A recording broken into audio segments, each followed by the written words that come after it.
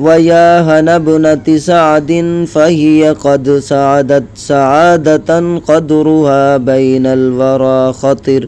کیا خوش قسمتی ہے حضرت حلیمہ سعدیہ رضی اللہ تعالی عنہا کی کہ ان کو ایسی سعادت حاصل ہوئی جس کی قدر مخلوق میں بڑی ہے۔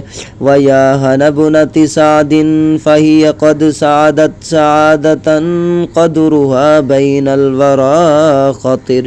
کیا خوش قسمتی ہے حضرت حلیمہ سعدیہ رضی اللہ تعالی عنہا کی کہ ان کو ایسی سعادت حاصل ہوئی جس کی قدر مخلوق میں بڑی ہے۔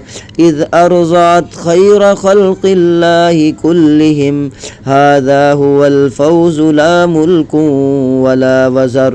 کیونکہ انہوں نے تمام مخلوق میں سب سے بہترین شخص کو دودھ پلایا، یہ ایسی بڑی کامیابی ہے جس کے برابر بادشاہت ہے نہ وزارت۔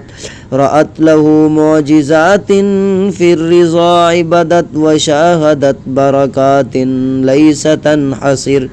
انہوں نے آپ صلی اللہ علیہ وسلم کے بہت سے معجزات دیکھے ہیں جو دودھ پلانے کے وقت ظاہر ہوئے تھے، اور ایسی برکات کا مشاہدہ کیا جس کا شمار نہیں ہو سکتا۔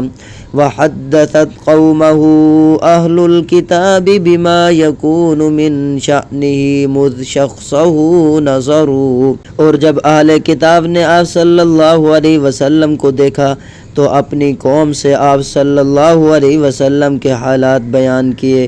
یا رب صلی وسلم دائما ابدا علی حبیبک من زانت بہ العسر۔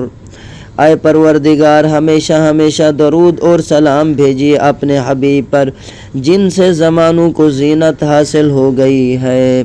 سبحان اللہ۔ مفتی محمد افضل عفا اللہ عنہ۔